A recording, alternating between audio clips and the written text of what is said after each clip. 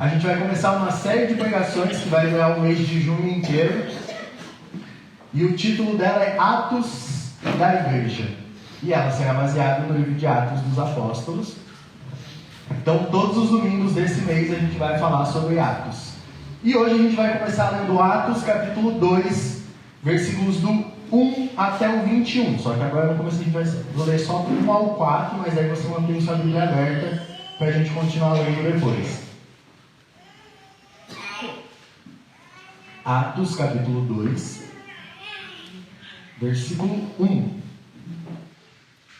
Então, para iniciar a nossa série de mensagens sobre o livro de Atos, eu queria falar um pouco sobre o nascimento da igreja hoje, ou como esse evento ficou conhecido, Pentecostes. E domingo retrasado eu já falei um pouquinho dele e hoje eu vou falar mais. Atos, capítulo 2, versículo 1. Todos encontraram? Amém? E estou escutando umas páginas. Eu vou guardar mais um pouquinho.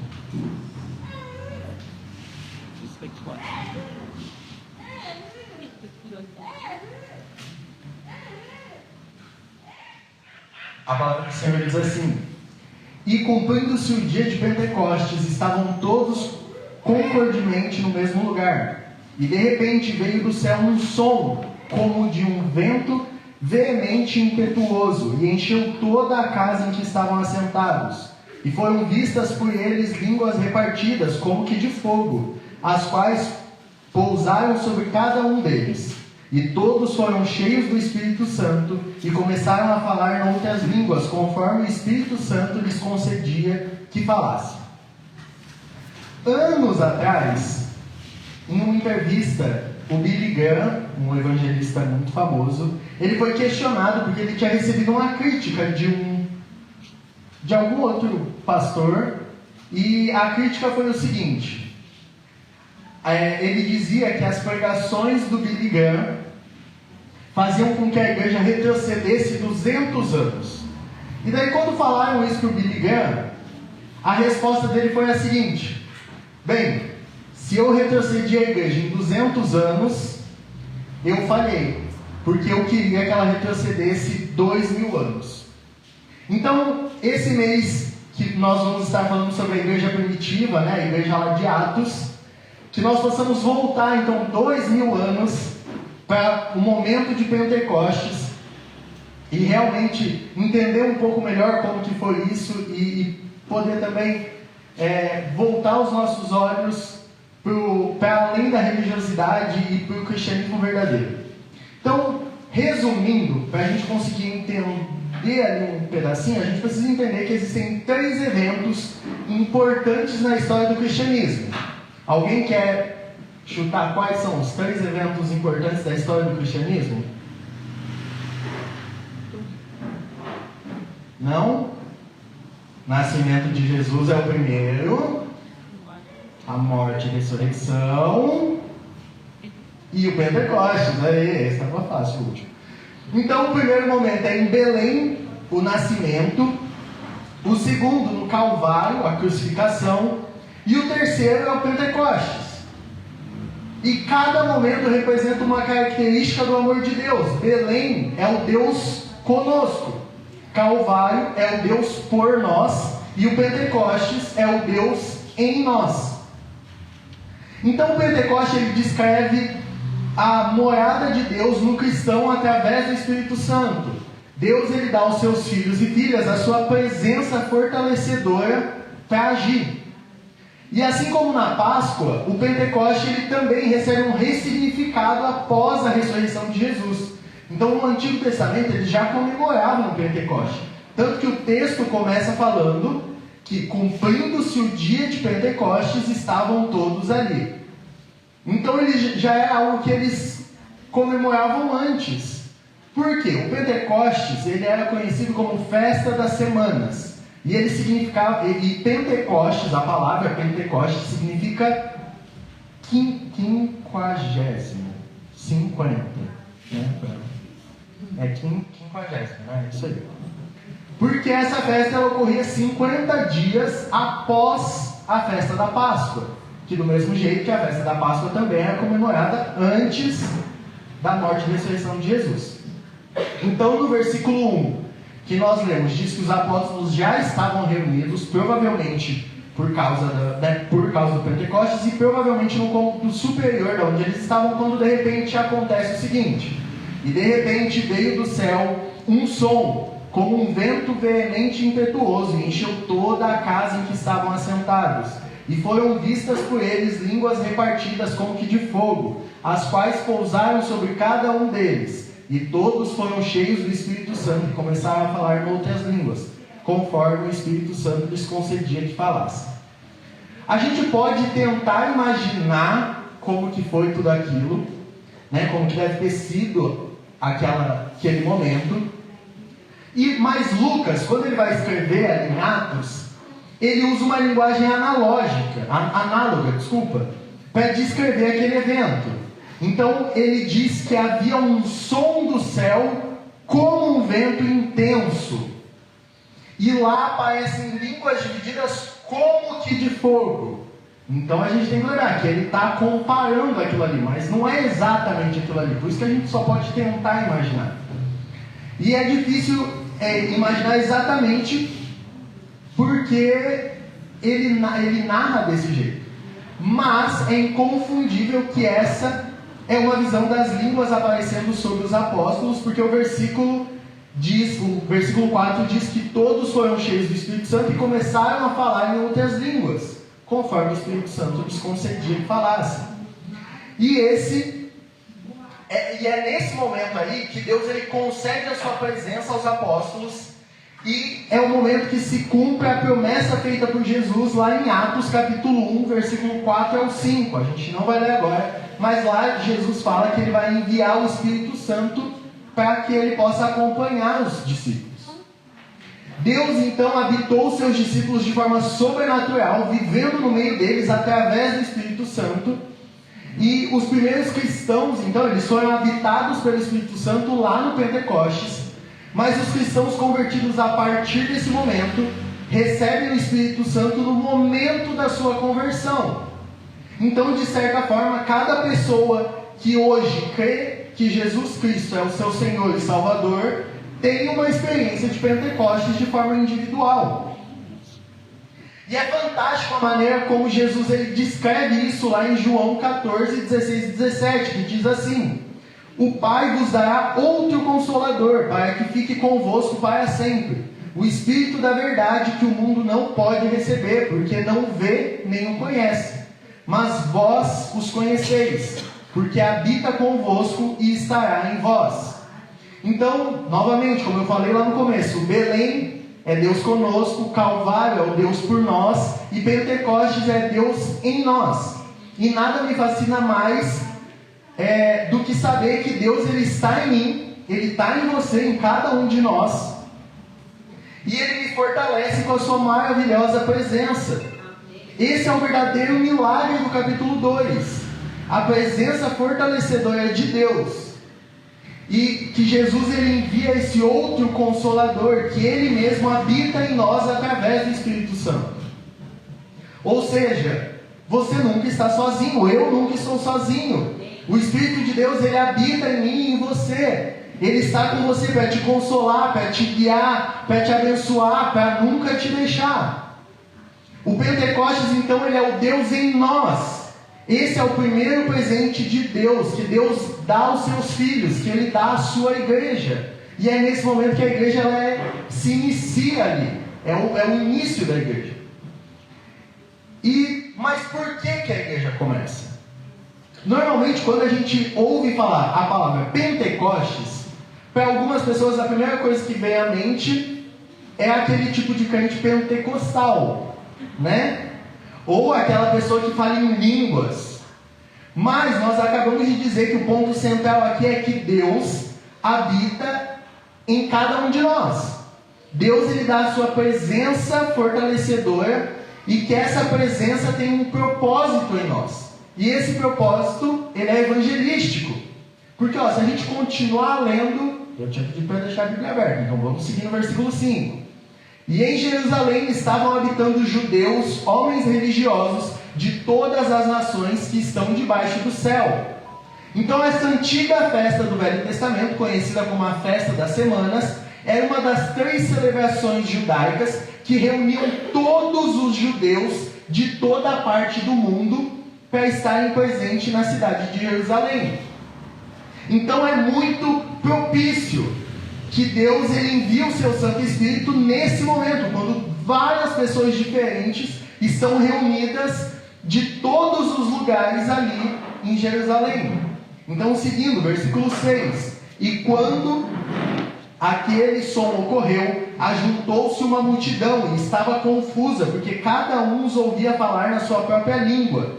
E todos pasmavam e se maravilhavam, dizendo uns aos outros: Pois que não são galileus todos esses homens que estão falando? Como, pois, os ouvimos cada um na nossa própria língua em que somos nascidos? Partos e medos, elamitas e os que habitam na Mesopotâmia, Judéia, Capadócia, Ponto e Ásia, e Frígia e Panfilha, e Egito e partes da Líbia, junto com Cirene, os forasteiros romanos, tanto judeus como prosélitos, cretenses e árabes, todos nós temos ouvido em nossas próprias línguas falar das grandezas de Deus.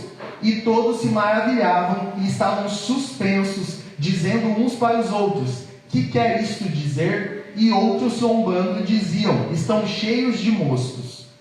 Então esses judeus de todas as partes do mundo ouvem os apóstolos falando a sua língua, a sua própria língua, a língua nativa deles, e os apóstolos eles estão falando em línguas humanas. Se a gente vê o versículo 6, 8 e 11, fala a nossa própria língua. E esse é um resultado milagroso da presença de Deus. Isso levou alguns a erroneamente concluir que os apóstolos eles estavam bêbados. Como diz o versículo 13, outros zombavam dizendo: eles estão cheios de mosto. Mas Pedro ele explica, ele continua ali, ele explica do que eles estão testemunhando, que isso é o cumprimento da profecia. Então vamos seguir lá, versículo 14.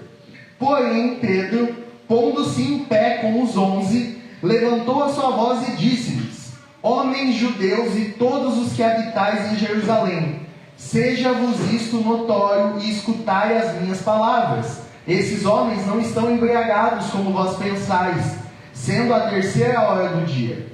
Mas isso é o que foi dito pelo profeta Joel, lá no versículo 17 agora. E nos últimos dias acontecerá, diz o Senhor, que do meu Espírito derramarei sobre toda a carne, e os vossos filhos e vossas filhas profetizarão, os vossos jovens terão visões, os vossos velhos terão sonhos. E também do meu Espírito derramarei sobre os meus servos e as minhas servas naqueles dias, e profetizarão. E farei aparecer prodígios em cima no céu, e sinais embaixo na terra, sangue, fogo e vapor de fumo. O sol se converterá em trevas e a lua em sangue, antes de chegar o grande e glorioso dia do Senhor. E acontecerá que todo aquele que invocar o nome do Senhor será salvo. Então Pedro ele ensina que qualquer um que esteja testemunhando aqui é um cumprimento parcial da profecia do Antigo Testamento, que está lá em Joel, feito pelo profeta Joel, lá no capítulo 2 de Joel. E é o começo, o começo do cumprimento desses eventos. Esse começo é o Pentecostes. Algumas das profecias de Joel, elas não serão cumpridas até Jesus voltar. Então, mas outras partes da profecia já começaram a ser cumpridas lá no Pentecostes. Então, lembrando ali do contexto, do que está acontecendo ali, qual é o versículo-chave para o livro de Atos? Alguém aí sabe qual que é o versículo-chave para o livro de Atos? Atos 1:8, que diz assim: Vocês serão minhas testemunhas. Alguém pode ler aí para mim, por favor? Atos 1:8.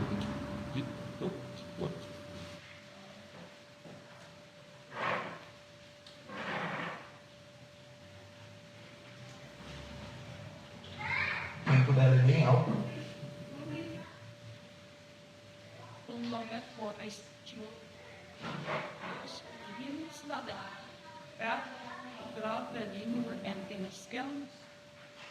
Um 8.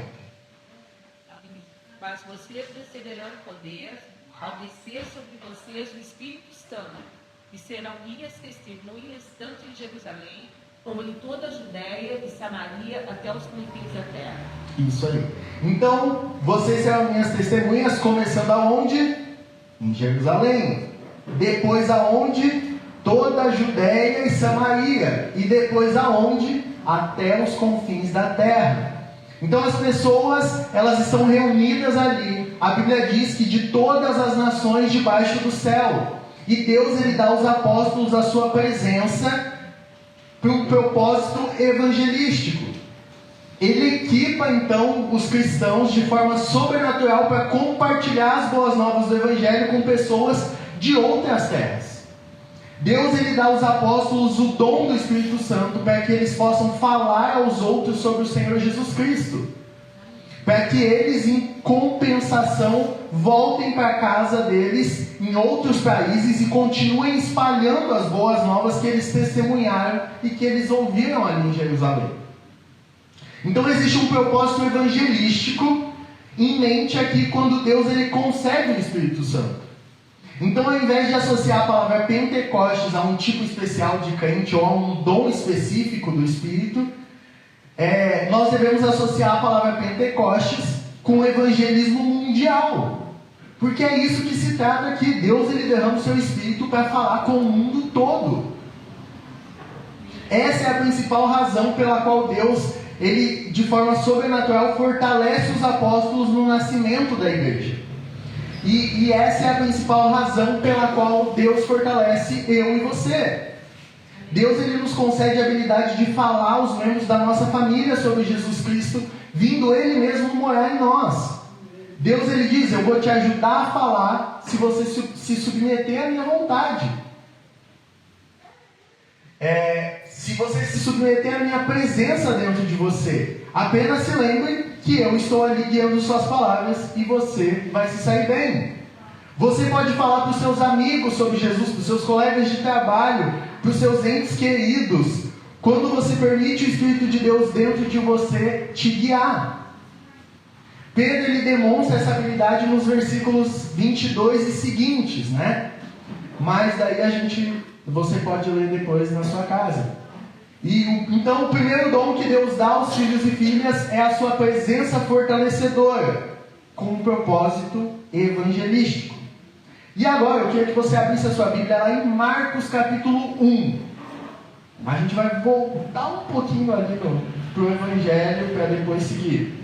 Marcos capítulo 1, versículo 16 ao 18. 16 e 17 só, desculpa. Marcos, Evangelho de Marcos, capítulo 1, versículo 16 e 17, amém? Sim. A palavra do Senhor diz assim: e andando junto ao mar da Galileia, viu a Simão e a André, irmão de Simão, os quais lançavam a rede ao mar, pois eram pescadores.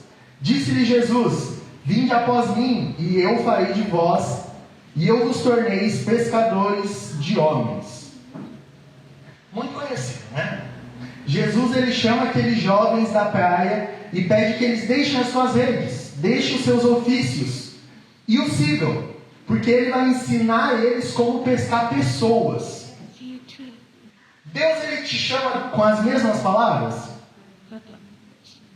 Eu imagino que não, a menos se for o Adriano, esposo da Simone, que é pescador também, aí sim, mas se não, ele vai chamar especificamente para cada um. A menos que você compartilhe da mesma profissão que os irmãos do texto que nós lemos, é muito improvável, porque Jesus chamou André e Pedro pessoalmente, usando a metáfora da pescaria como ponto de conexão. E da mesma forma, ele chama cada um de nós pessoalmente para sermos evangelistas, conectando as nossas paixões à oportunidade de entender quem Deus é e fazê-lo conhecido. Então nós vamos evangelizar fazendo o que nós sabemos fazer de melhor. Se você é professor ou professora, vai ser assim. Se você faz roupas igual a Paula e tem uma loja, é assim que Deus vai te usar, é assim que Deus quer te usar. Se você é advogada igual a Juliana, é assim que Deus vai te usar. E assim, não vou citar todo mundo aqui, senão a gente vai um tempo. Mas é assim por diante.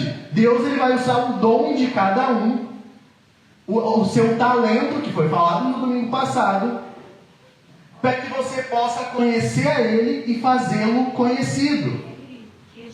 Já concluindo, lá em Babel, lá no Antigo Testamento a gente não vai ler, mas lá em Babel nós vemos que Deus ele confunde as línguas, porque o objetivo daqueles homens era egoísta. Eles estavam pensando neles mesmos, eles queriam alcançar a glória do céu por conta própria, construindo uma torre. Mas o Pentecostes ele derrama o seu espírito e faz com que todos se entendam de forma sobrenatural, para que todos sigam um único objetivo, um objetivo em comum: evangelizar. A igreja então ela não foi formada para ser um ambiente de reuniões ou de confraternizações entre as pessoas que se conhecem e que se gostam. Não. O objetivo da igreja é conectar as pessoas às boas novas do Evangelho de Deus. Nós somos chamados e capacitados, através do Espírito Santo, a uma vida de fé em Jesus Cristo, para confiarmos e sermos obedientes a Ele, para que deixemos a nossa rejeição a Deus e aceitemos o seu senhorio. Evangelizar é a missão de todo cristão. Foi para isso que nós recebemos o Espírito Santo.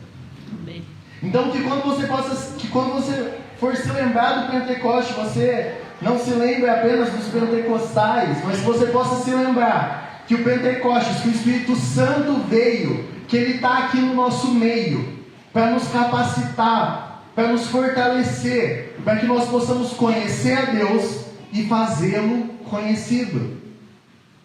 Para que nós possamos levar esse amor que nós conhecemos de Deus para as outras pessoas. Porque Ele em nós, Deus em nós, vivo em mim e em você, quer alcançar toda a humanidade. Amém?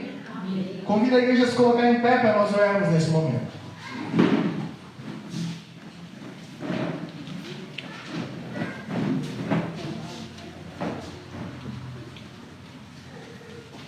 Algumas semanas atrás, eu falei sobre a experiência eu falei sobre o Pentecostes, sobre a experiência do coração aquecido, e contei a história do jovem da Rua Amável.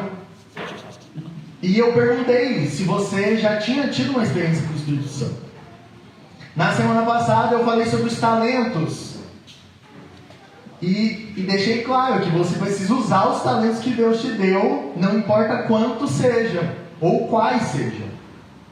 E hoje eu quero te convidar a usar esses talentos, usar o Espírito Santo que mora em você, que habita em você, para poder levar o Evangelho, para levar boas novas a toda a humanidade. Amém? Vamos orar? Pai, nós nos colocamos na sua presença, Pai. Pai, nós queremos sentir o agir do seu Santo Espírito em nossas vidas, Pai. Pai, nós queremos sentir o agir através das nossas vidas, Pai. Nos usa, Pai, para levar as boas novas, Pai, à nossa família, a levar as boas novas aos nossos colegas de trabalho, Pai, às pessoas na rua, Pai. Pai, não importa quem o Senhor colocar no nosso caminho, Pai, que nós possamos ter coragem e ousadia, Pai, para falar do seu Evangelho, para falar do seu amor, Pai. Não importa o preço, Pai. Pai, porque tudo que nós queremos é te conhecer e fazer conhecido, Senhor. Pai, nós queremos ser uma igreja relevante, Pai. Uma igreja, Pai, que realmente evangeliza, Pai. Uma igreja que leva o seu nome, Pai, a sério, Pai. E leva adiante também, Pai. Uma igreja que é conhecida pelo seu amor, Pai. Deus, faz de nós essa igreja, Senhor. Pai, que a nossa igreja possa ser conhecida pelos atos de amor, Pai. Os atos de misericórdia, Pai. Em nome de Jesus, Pai, nós colocamos as nossas vidas diante de Ti, Pai, para o Senhor fazer a Sua obra através de nós, Pai. Em nome de Jesus. Amém.